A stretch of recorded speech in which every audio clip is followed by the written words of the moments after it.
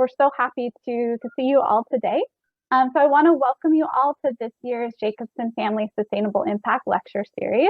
My name is Christina Fialho, and I will be your moderator.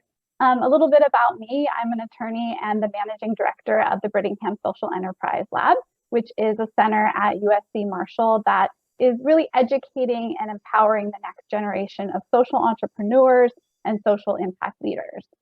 Prior to joining the lab, I co-founded and directed for over a decade a national nonprofit working to abolish the U.S. immigration detention system, which is just one part of the mass incarceration system, which we're going to be talking about today.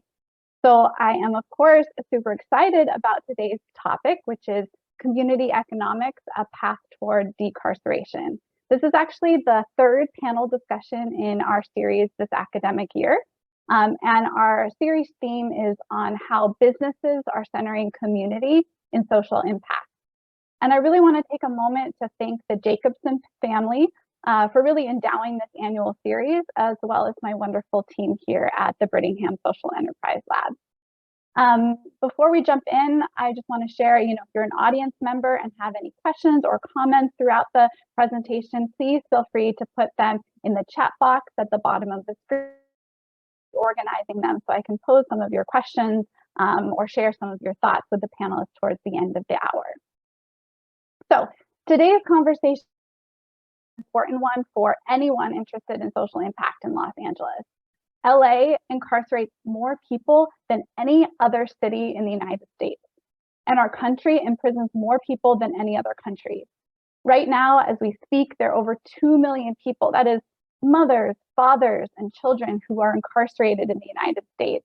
They're incarcerated in state prisons, federal prisons, local jails, juvenile correctional facilities, and immigration detention facilities.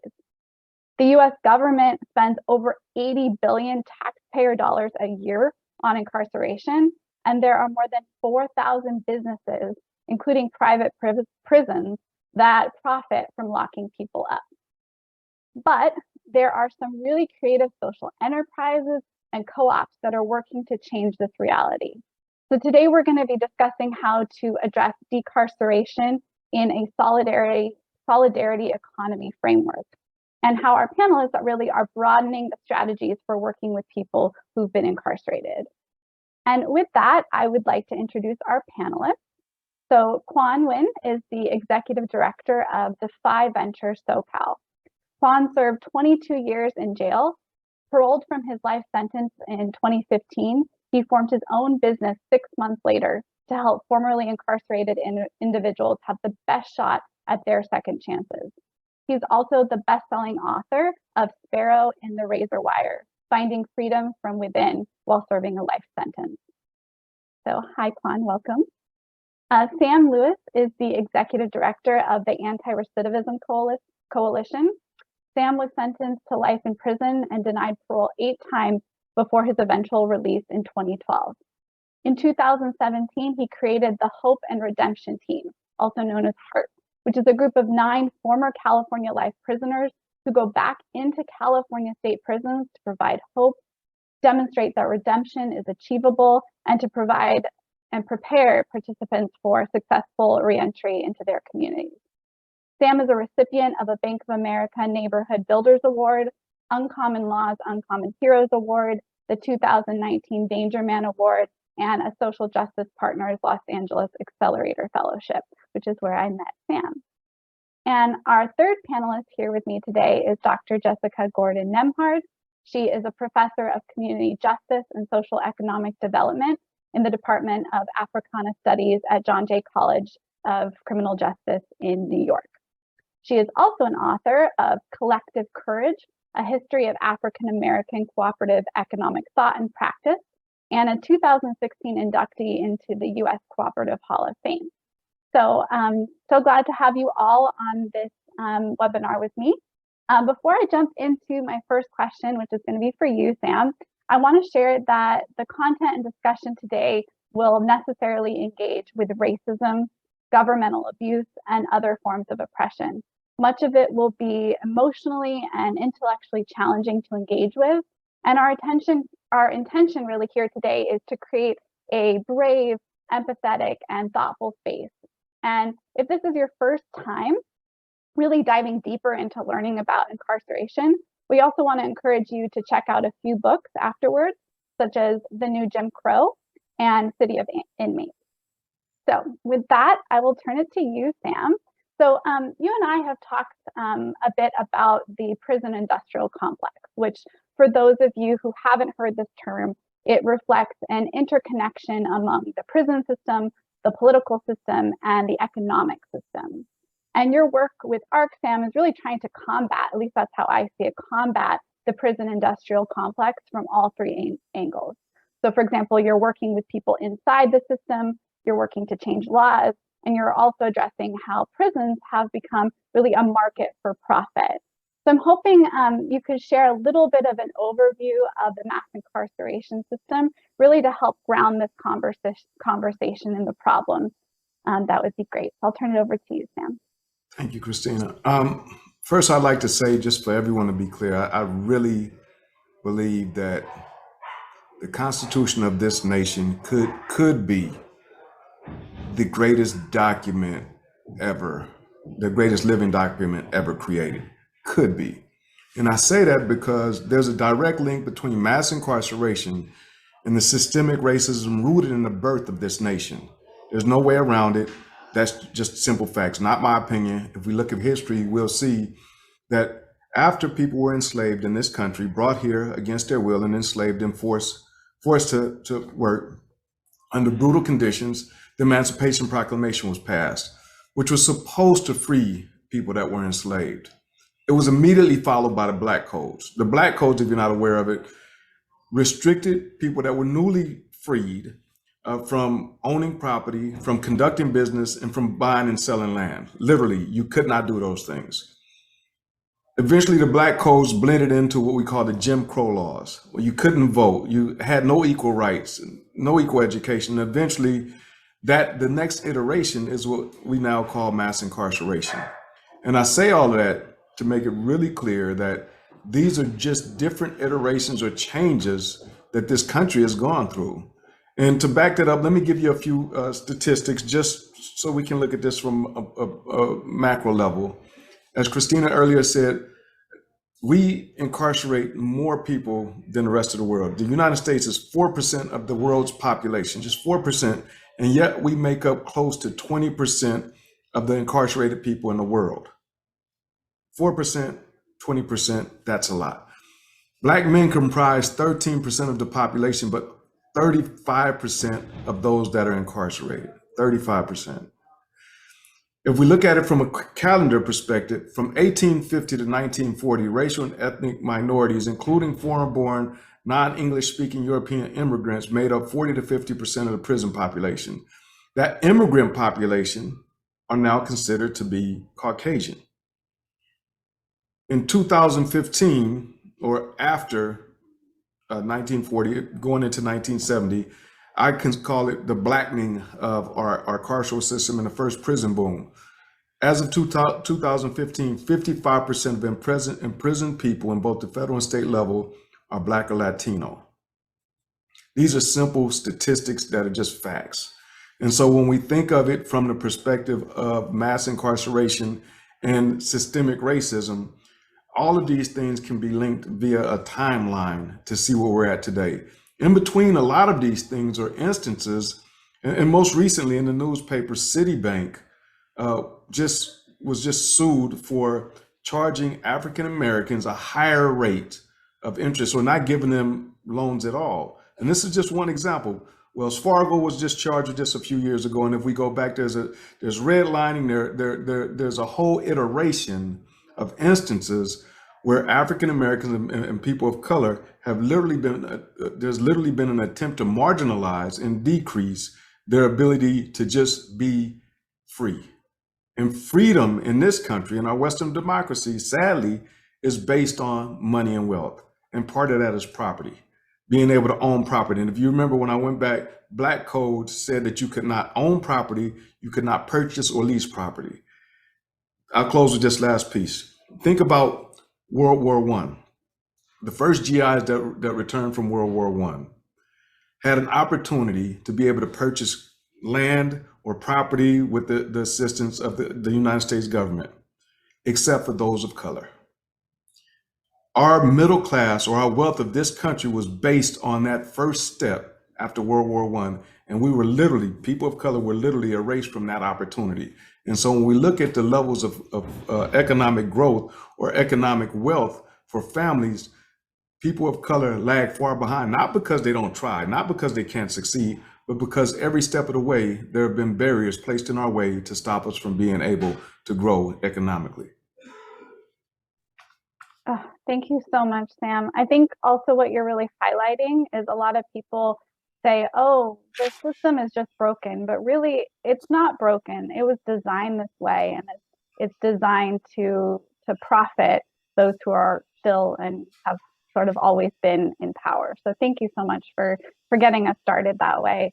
Jessica, I want to turn to you. I think Sam's really helped us to understand how these intertwining systems of oppression really are disproportionately affecting people of color, a subject I know you also write a lot about. One of the ways to address these ills of the criminal legal system is really grounded in community economics. So I'd love if you can kind of start us off by defining community economics for our audience and perhaps sharing how this form of alternative economics can help address racism and exploitation. Great, thanks. I'm very happy to be here. Thank you all. I also do want to do a land and ancestor acknowledgement. So recognize the original stewards of the land and that we're on stolen lands. And I also want to recognize our ancestors. And Sam did a great job of explaining why we want to recognize both their trials, but also their resistance and their efforts. And one of the ways that I've found that I've been studying about resistance has been through community economics and alternative solidarity economic structures. So what do I mean by community economics? It's the study of people-centered local economic development. But more than that, it's about community-based and controlled collaborative economic activity that's democratically or at least broadly owned and governed through a variety of structures. What do I mean by structures? We can talk about cooperatives, worker, producer, or consumer cooperatives, credit unions, community land trusts, employee stock ownership programs that are democratically owned, other self-management strategies, collective not-for-profit organizations, community-controlled community development corporations, development planning that's community-controlled, etc. And why is it so important to be community-controlled? Because that's where local asset building happens, right? If it's not community-controlled, think about a Walmart in a community, right? Walmart is a national or multinational company owned by a small set of investors who are in it for the profit. When they locate in a community, they're locating because they have a market and they can make a lot of profit out of being in that community. They're not locating there in order to help bring jobs. They say they are so they can get government subsidies, but their purpose is not to bring jobs or to bring good jobs or to train more people, right? They're trying to maximize profits, so they're reducing their costs. And so they're saying whatever they need to do to reduce their taxes, to reduce the cost of the land, etc. Locally owned, community asset building is about using local strategies to help residents to develop their own wealth, to keep the wealth recirculating, to keep resources recirculating so that people can develop wealth, especially community level wealth and community assets, so that community-owned businesses are community assets. They're owned by a variety of people who all have a say in what happens. They're based in the locality, so it's about neighborhoods. They're creating businesses and enterprises to solve local community problems. And one of the reasons I focus on cooperatives is because they're one of the strongest structures and very long-lasting strategy to make sure that both we can have joint ownership, but joint ownership in a democratic way, in a way that pools resources to leverage them for the benefit of the most amount of people, and using that collective ownership to solve community problems in a way that enhances human development and human prosperity, right? Not advancing profit for a small number of people. An example would be like rural electric cooperatives, right? Rural electricity is very hard to commodify because the lines have to be so long between users, right? Because people are very low population density. So most in the early days of electrification, most for-profit electric companies would not electrify the rural areas. They couldn't make much of a profit on it. So people joined together to create rural electric cooperatives. The cooperative's purpose was to make sure every member could get electricity. So they figured out ways to pool money, to target the need and make sure that they could electrify even people who were living, 5 miles away in lines that only had a family at this end and then 5 miles another family. And so they eliminate the profit motive, they eliminate the middleman, and make sure that everybody who joins the co-op has access to what the co-op can do and then has an equal voice in how the co-op operates and how the business operates. So that's a little bit about what we're talking about. Why did I get so excited about this strategy and this kind of economic development?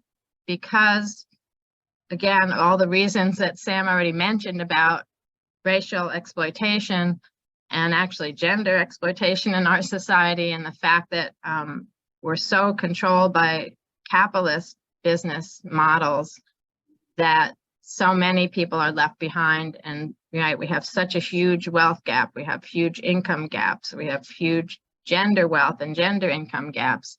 These locally owned, community-based, democratic companies like cooperatives really help to minimize those kinds of inequalities and help to bring everybody together, pooling what they've got, working together, sharing the wealth, sharing the benefits of business ownership and social entrepreneurship, and therefore creating, recirculating of resources, keeping resources in a community, creating community well-being, community prosperity, social justice, equity, and even, environmental health and environmental justice kinds of activities. I think the last thing I'll say here, and I know you'll give me a chance to say some more about some other work I've been doing, but I've brought this notion of community economics to community-based approaches to justice and notions of community justice. And what do I mean by that? How have I worked that?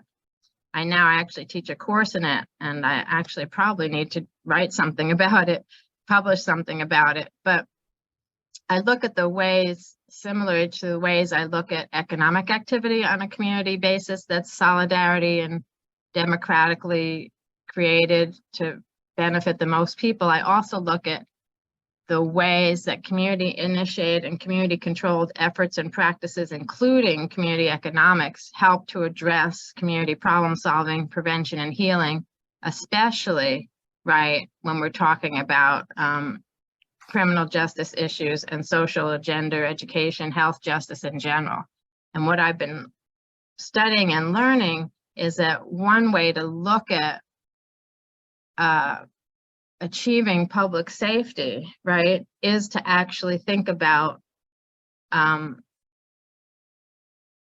community level prosperity and safety, and that we can develop humane ways that are owned and controlled by communities to address and prevent crime, violence, state violence, to create effective public safety.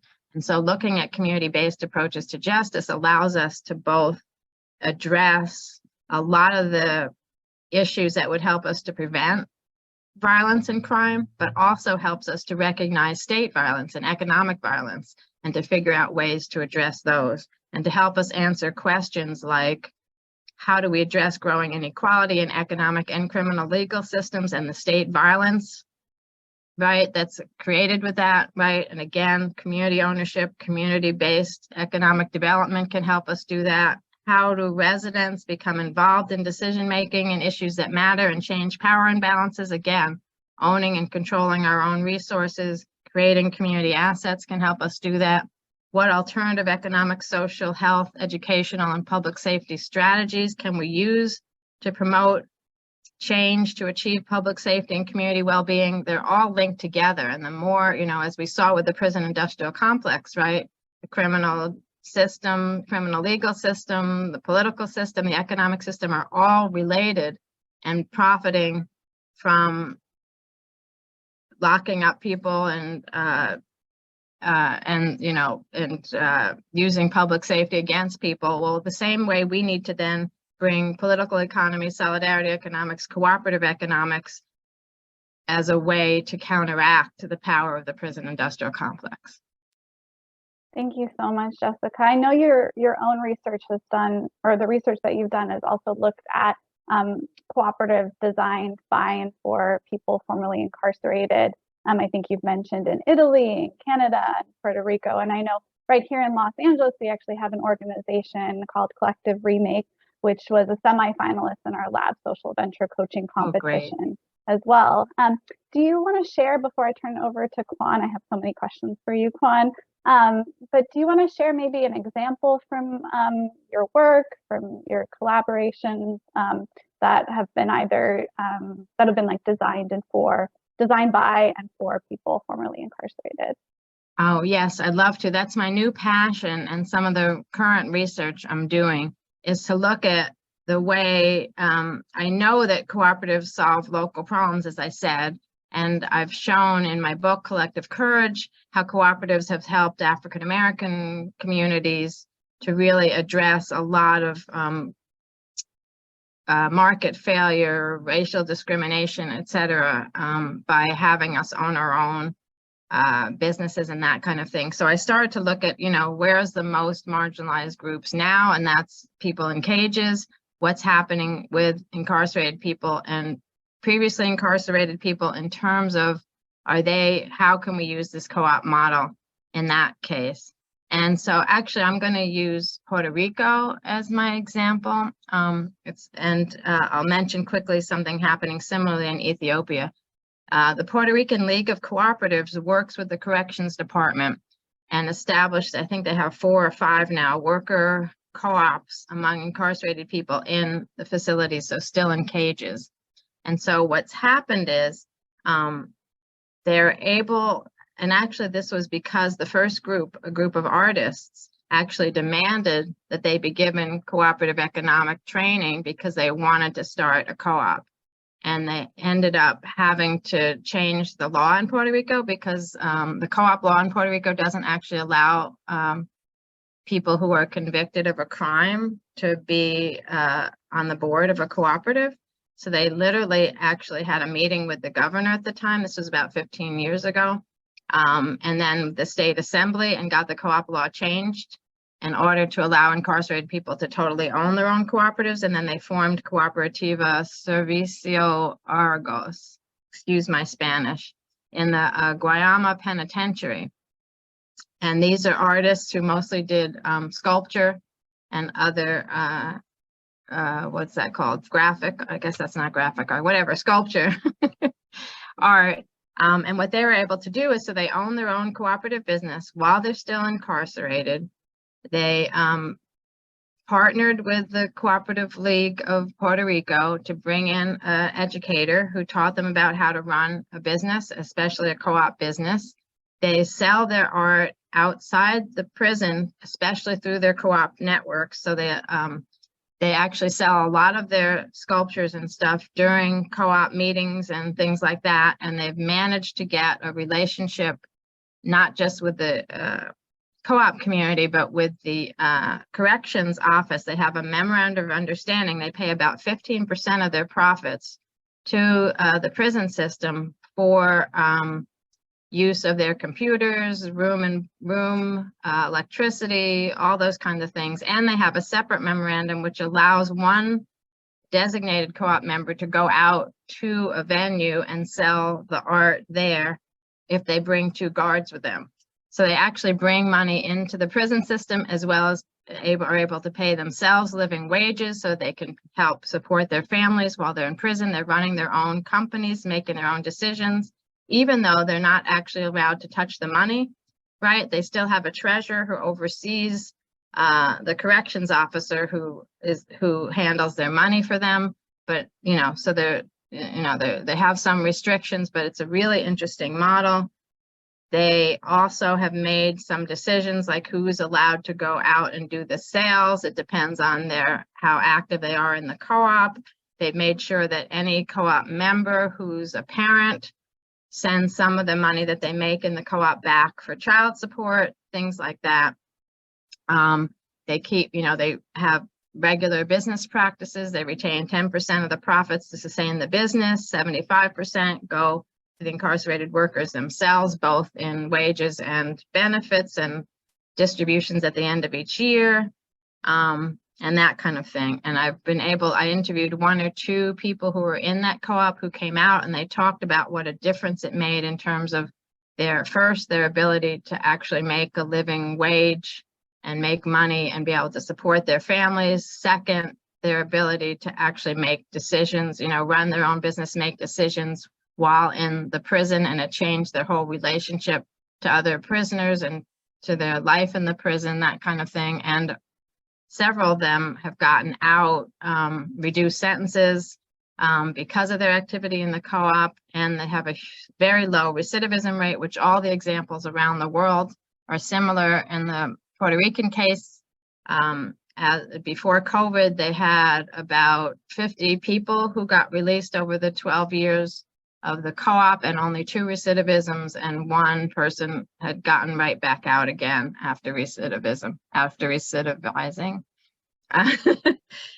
So you see, I can go into more and more of the details of the benefits another time. And then I just wanted to quickly say Ethiopia has a similar program in their Mekelle prison in northern Ethiopia. And the one thing I wanted to mention about that one, it wasn't actually started by the incarcerated people themselves. It was started by a statewide program to do more empowerment and development of women and youth in their prisons. But what's fascinating about their model, in addition to incubating, about 30, I think, co-ops at this point, they also train some of their corrections officers in co-op management, leadership, and development. And so the corrections officers are becoming co-op educators. And I think that's also an interesting model for us to look at, how we change the role of corrections officers. So I'll stop there. Thank you so much, Jessica. Those examples, I think, really kind of paint a picture of some of the opportunities. I know that there's probably a lot of realities that come into play, and it's making me think of the conversations we've had around reform versus abolition. And I know I want to get to that at some point too. But Quan, I want to turn it to you. I was so excited to learn about you and your organization, Defy Ventures. And I want to do a shout out to Alex Toutant, who I think is on our Zoom meeting today, who introduced me to you and is an alum of our Master of Science in Social Entrepreneurship program and now works with you at Defy. I'd love if you could share more about your organization and really the role that entrepreneurship can play in reentry specifically. So I'll turn that over to you, Quan. Sure. Thank you, Christina. And yes, we're very lucky to have Alex on the team here at Defy. Defy Ventures is a nonprofit. We're basically in 8 states right now. Our mission is to shift mindsets to give people with criminal histories their best shot at a second chance through our career readiness, personal development, and entrepreneurship training programs. We run about a 7-month program inside the prisons called the CEO of Your New Life. It's through the lens of entrepreneurship. We do that because we know about the barriers that people face when being released, finding work, and we believe that entrepreneurship allows opportunities to build sustainable income. We do also realize, though, that entrepreneurship is a difficult path. That is why Defy prioritizes employment first upon release. That's why we build employment partnerships with the business community. And a lot of the tech, the venture capitalist community, and the business community that come into prison with us are the ones that end up becoming our supporters of our release. We call our participants entrepreneurs in training, or EITs for short. And they become the best advocates for our EITs. For us, entrepreneurship is the importance is the lens of entrepreneurship, like that mindset, embracing the lessons of grit, resiliency, pivoting. We believe those are crucial, not only in their prison journey, but more importantly, when our men and women come home from incarceration. They face all these barriers. And for us, we just like to instill this mindset in them, like, hey, these are the challenges that you will face, but you have an entrepreneurship mindset. So this is how you're going to pivot in this. This is how you can learn and come back and iterate and continue to build out your new life and or build out your business. I mean, I've seen it firsthand. So many of our men and women that have come home have faced challenges in employment, in getting licensing, yet they just embrace, like, okay, these are the rules that the game has laid out for me, but yet this is how I could still move forward in my life in either building their business or pursuing a career path. Thank you, Quan. I love to hear you call out grit, resiliency, and pivoting. Our research director, Dr. Jill Kickle, has done a lot of research on those three things, particularly grit, and how that plays out in social entrepreneurship and entrepreneurship. So it's wonderful to see that really practically applied in your work. And the work of Defy Ventures is just so critical, especially given the fact that more than 5 million people who are formerly incarcerated live in the United States, and 1 year after release, 60% are not employed because of structural inequalities. Sam, I'm wondering if you have anything to add specifically with regards to reentry and kind of some of what Quan has been sharing, maybe even discussing some of the biggest barriers to living wage employment that you've seen. Thank you. Great question. Thank you, Quan. Ultimately, what it boils down to is just opportunities. That's what it boils. That's what we've learned here. For instance, 6 years ago, we went to the LA and OC Building Trades and LA Federation of Labor and pitched the idea of creating a pre-apprenticeship program solely focused on formerly incarcerated people. Previously, this had been tried many, many times and it continuously failed. That was 6 years ago. Here we are, 6 years later, 17 cohorts later, close to 300 people placed in union jobs, which gives them a living wage. For instance, I was talking to a gentleman who journeyed out as an electrician. He's making about $60 an hour straight time, $90 an hour time and a half, 120 double time. And in places like Los Angeles that have huge construction projects, there's no way you can't save. But the other part is the entrepreneurial pathway. You can become a person who actually runs their own construction company by being in the union and bidding for smaller contracts. And like literally there's a pathway there to create your own businesses. The second thing that we realize is that policy definitely overlaps. And so another one of our career paths are for people that have been incarcerated and were firefighters. Historically, if you've been incarcerated and you've helped fight fires and you come home, you'd be told that you can't be a firefighter because of your criminal history or because you have a felony on your record. And so we went to Governor Brown and said, let's think about this. Is it fair for people to risk their lives while they're incarcerated, only to be told that when they come home, they can't be firefighters? Governor Brown agreed with us, and we created the first ever in California firefighters program that allows people that have been incarcerated to become firefighters.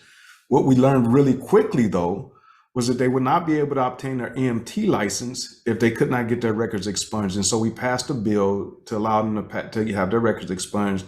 And now we've graduated over 100 firefighters that work in city, county, state, and federal firefighting departments.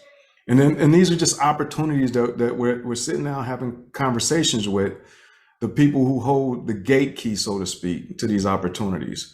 And want to shout out organizations like NBC Universal, who definitely have opened their doors to internships and full-time employment to people that have been incarcerated. DreamWorks Animation, Pascal Pictures, and many others, large companies that have decided, let's look at our HR department, our human resource department, and how do we create a pathway for people to actually be able to earn a living wage. And now this is a movement that's growing. It's growing both on the state and federal level. Different JP Morgan and Chase, Saks, there are a number of different companies that are saying, okay, how do we do this?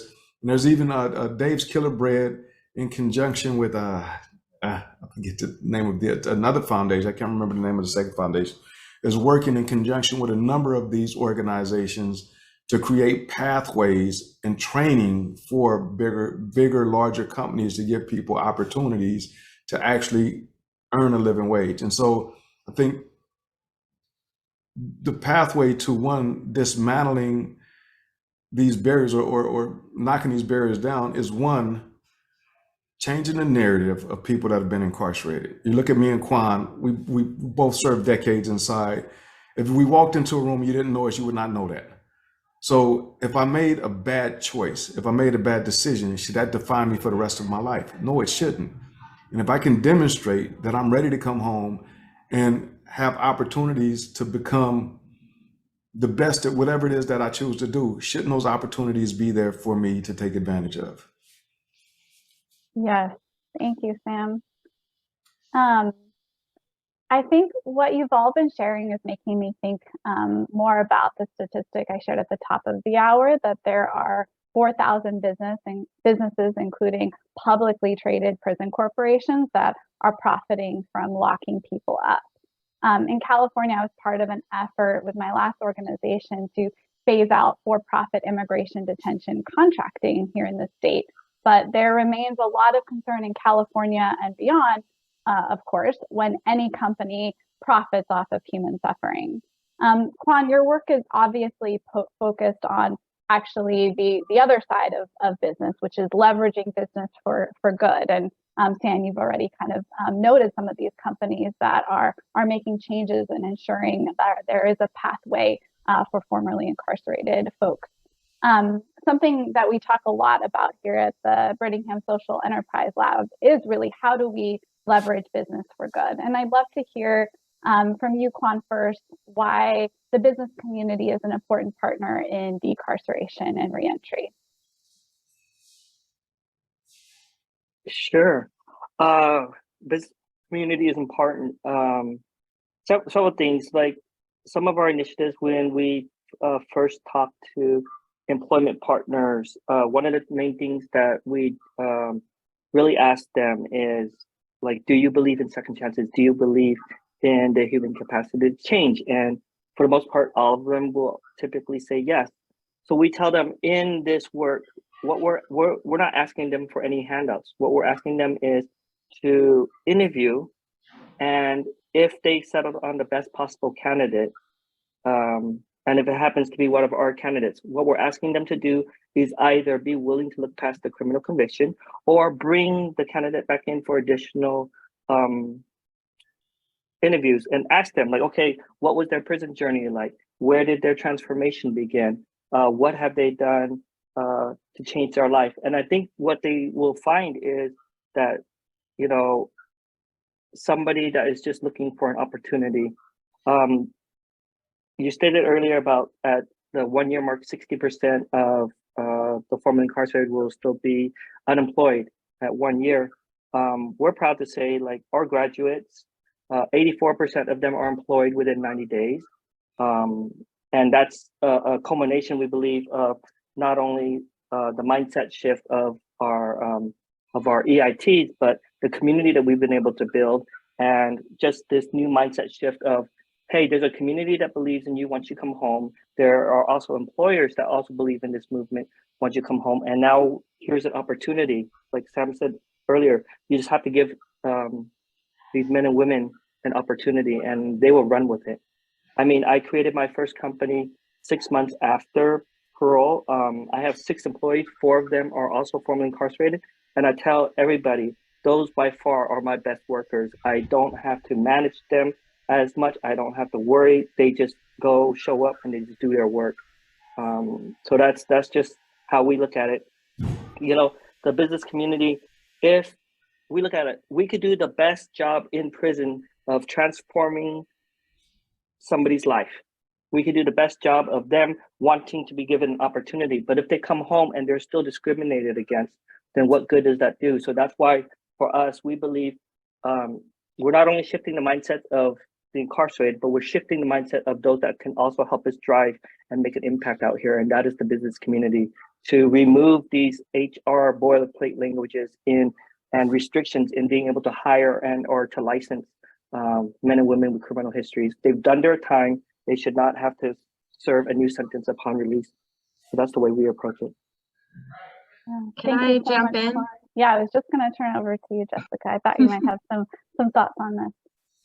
Yeah, I want to talk a little bit about bringing in worker ownership here, because it seems to make a difference. I have a colleague, and I can't remember the name of her paper now, but she actually did a study of previously incarcerated people who work for employee-owned companies, employee stock ownership companies, and she found that their experience both in getting work and keeping work and having good, decent jobs is much better in employee stock ownership companies. And those are companies where I think it's at least 30% of the employees own the stock. And she also looked at the ones that are called more majority worker owned, so more than 60% workers own the stock. And then, as I think I briefly mentioned, democratic ESOPs where 100% of the employees own the stock. And so it's basically a totally employee-owned company. But yeah, I'll try to find a link to her research and put it in the chat. But she found that employee stock ownership companies were doing a great job of employing previously incarcerated people. So I wanted to run that in, but then I also wanted, let's even go further to the left and look at worker co-ops. And I noticed there was one example in Canada, though it's not in existence anymore, a group called Inside Art, which was a hybrid co-op. Half of the members were artists inside prisons, and the other half were artists and supporters outside prisons. So that, that's why Inside Art, kind of inside out kind of connotation. But what was fascinating about that co-op was not just that outsiders were supporting the artists inside, making sure they had the supplies they need, selling their wares for them. But if you got out, you were still a member of the co-op and you could work as an outside artist. And so there was that seamless employment, right? You were already in the co-op when you were in prison, and now you get out and you're still in the co-op. So you're not trying to find, I mean, you could find a new job if you wanted, but you still had a job, you still had that community, you were still doing the same stuff. And so I think that's another model that we should be looking at, is how to keep that seamless connection. I sometimes have been working with the Black Prisoners Caucus in Washington State, and they're really interested in doing a whole ecosystem of co-op ownership inside and outside prison. So worker co-ops in the prisons, but then previously incarcerated members would have housing co-ops, would create other worker co-ops outside the prison, would have access to credit unions, et cetera. So the whole co-op ecosystem could handle a lot of the issues that are facing people who are previously incarcerated. And then I just wanted to do a shout out. There are a couple of worker co-ops that are either totally previously incarcerated owner members or partially previously incarcerated owner members. There's Chai Fresh Kitchen in Chicago, which actually started during COVID, doing meal prep, healthy meal prep. And most of their member owners, worker owners, are women of color who are returning citizens. There's Shifting Gears Co-op, which is an old community bicycle shop in Wisconsin. Old, I mean long existing. They do bicycle repair, bicycle advocacy, and they are open to and work with release programs and have returning citizen members. And then you did mention Collective Remake, which is doing social entrepreneurship, especially worker co-op training and development, and trying to help incubate and work with previously incarcerated people to start their own co-ops. So I think in addition to just thinking about business friendly, we need to go back to, again, this notion of creating our own businesses that are community owned, in the community, run and owned, and democratically run and owned by people, because I think that our real liberation is to go that extra step and make sure these are businesses that are both going to give back to the worker owners, the owners, and also give back to community. Thank you, Jessica. I love to see how there's already questions in the chat here. One from Morel said, "Hi, Sam, in your opinion, when looking at economics and crime, are there other areas that need to be changed?" And Sam, you already answered in the chat saying that there are a number of other areas that need to be changed. And in your opinion, poverty is the main driver of poverty. And in your opinion, we need robust investment in communities that have historically been under-resourced, which is so true. And I wanted to, see if you had anything to add.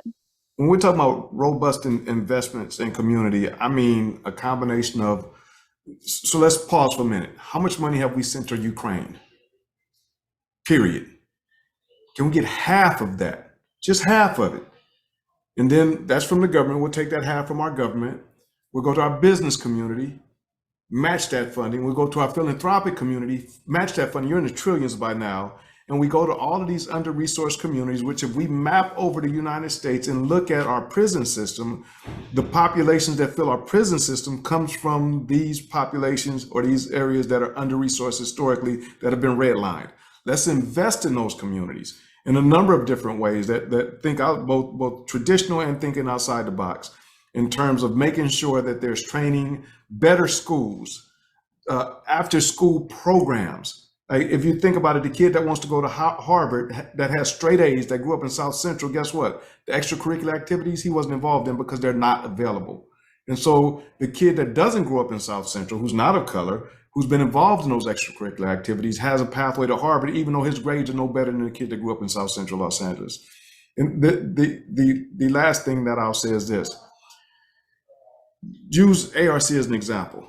We now have 126 employees. 80% of my employees are formerly incarcerated, including myself. We will be, once we get to, we are already the best trained. We're working on becoming the best taken care of because our wellness program in order to address both trauma prior to and while incarcerated. And please don't come stealing my employees. I know you're out there listening. But I literally want to create a pathway for people to become the best of whatever it is that they want to do. And yes, come steal them because that's what I want. I want to be able to prepare people that are coming home from incarceration, all of the training, all of the opportunities, all of the practice that they need. So when they go into IBM or Apple or wherever they go, they are the best of the best of the best. Thank you, Sam. And I love how you also highlighted the opportunity for these private-public partnerships that could be a way towards more investment in a path forward. I can't believe we only have 10 minutes left. This conversation required more than an hour. I know I want to encourage people to still be providing your questions in the chat, and I'm going to try to get to one or two of them. There was one from earlier that I want to highlight because I know that there are a few audience members who are getting their master's degree at USC in criminal justice. And we also have an MBA student, I believe, who is an ex-prosecutor and criminal justice advocate. And I'd love to hear from anyone on the panel how you would advise students who are going into the field of criminal justice or into the criminal legal system to ensure they are centering community in their work. I would say, in the work that I do and from my prism, empower, support, and center people that have been incarcerated and people that are incarcerated. Glenn Martin said this some time ago, people that are closest to the problem are closest to the solution, but furthest from the resources to be able to actually make change. Literally, if you think about it, there are 33 laws that ARC has passed in the state of California. The ideas and the work to pass those laws came from people that were both incarcerated and formerly incarcerated. Yeah, I would add to Sam, and I teach in a criminal justice school in the City University of New York system, and my students really appreciate my course in community-based approaches to justice, right? Again, listening to the voices, but also figuring out ways to shift the power, right? to the community level, to prevention, to healing, to restorative justice, to transformative justice, making sure that students learn about those alternatives and learn about how we can start implementing them, not that they're just pie in the sky idealist kind of activities, learning how to, I talked to them also about how to evaluate and measure, right? We need new ways to evaluate and measure. It's not just about the statistics, it's about the quality of the experiences that people can have when we use more community-based justice. And then also this, as I said earlier, this notion of community-based justice is how do we fix and change at the local level people's access to power, community benefits, community well-being, prosperity, right? That can go a long way, as Sam also said earlier, right? Economics is so much behind and in the middle of all this issue, right? If we can make economics more human, more liberating, give more people opportunities, right? To jointly own, run, create wealth, create resources and share them together so that everybody can have what we need. I think that would go a long way. And the more we can study how to do that, how to infuse that language in the practices that we do, and when we need to throw out the old language and start with new language and focus more on these kind of, you know, social solidarity, political economy, ecosystems of support, I think that would be important for students, and for students not to feel afraid to speak up about making these kinds of changes. Because we really, right, if we don't learn how to defend these kinds of changes and how to talk about them, then we're never going to even get to make change or to make meaningful change. We'll always just have, you know, some minor reforms, and we'll always just have little piecemeal examples here and there. But if we really want real meaningful change that extends everywhere, then we need to feel comfortable about it. We need to know how to talk about it. We need to know how to defend and argue for these programs and practices, and we need to feel like we can be change makers, right? And I think that's as important at the level, at the people level, but also for students, right? To learn to be change makers, I think is really important. Yeah, thank you, Jessica. I think really for students and for all of us, believing that change is possible and believing that we can together work towards that change is part of the beginning. Quan, did you want to share?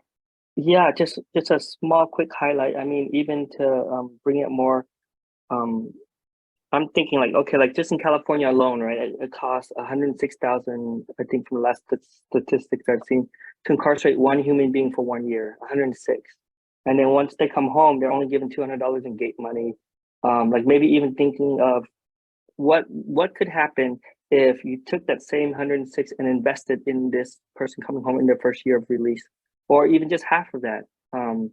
Invest in them, and that's where you could really make change and make a huge impact. Yes, thank you so much.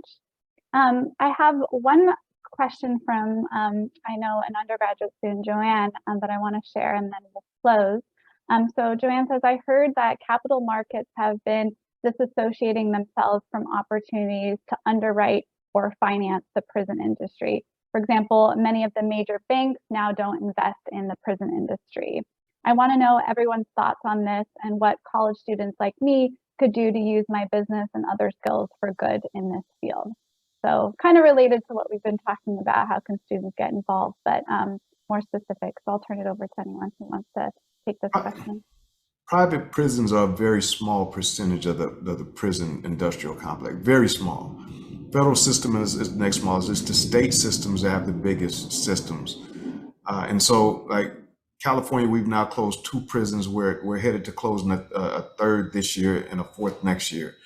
It has to be investment. We have to kill poverty. Poverty is the driver of crime, in my opinion. And so that robust investment in communities that have been historically under-resourced is the key to doing 2 things. One, enhancing public safety, which everyone, whether conservative or progressive, whatever labels we want, everybody agrees we want safe communities. But that comes from being able to make sure that people that live in our communities have a living wage. And it's not hard to do, because if we lift the least of us, we lift all of us. Beautiful.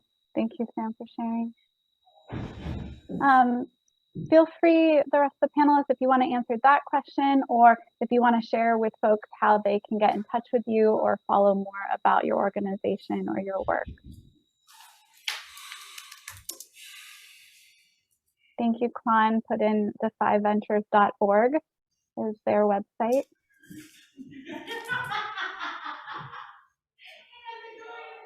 And I think, is there any last thoughts from anyone here on the panel? I think I'll just say quickly, I really enjoyed meeting all of you and talking with all of you. Hopefully Christina will bring us back because there's more to say. I had wanted to sort of somehow talk about, reformist reforms versus transformative reforms and what that looks like and how we can make sure the things we do are more transformative and not just reformist. But I do think I didn't really I love the way Sam ended, so I was trying not to have the last word after that. But I do think this notion, right, this understanding, as I should say, that both poverty is a kind of state violence and other kinds of state violence, right? That if we don't focus on human well-being and livable wages and community prosperity, community well-being, and prosperity for everybody, that will never really solve these issues. It's one of the reasons why I got so excited in my field about cooperative economics and solidarity economics and co-op businesses, because I do see them as a way to deliver on this. How do we have group prosperity? How do we make sure that everybody benefits, that everybody, that nobody's poor? And so, I can't stop talking about how important it is to look at not just social entrepreneurship, but really collective ownership, business cooperatives, especially worker-owned cooperatives, because that to me is a way to ensure that the most amount of people get to benefit and get to participate in, decide about, and benefit from entrepreneurship. And to me, it's the best way for us to get that community prosperity for all the reasons I said, and more if you read my work. So I love that idea that we really can free ourselves and solve our problems by eliminating poverty. And to me, we can do that best through shared resources, working together, owning together, and giving back to community in those ways. That's beautiful. Thank you so much. Thank you to all the panelists. I wish I had more time with you all here. This has been an honor sharing this last hour with you all, and to all the audience members who joined in and asked questions. This concludes today's webinar, and our next panel discussion in this series will be in person at USC on February 15th at noon, and it's going to be on how businesses are making a social impact in Hollywood. So thank you all, and stay in touch. Take care. Bye.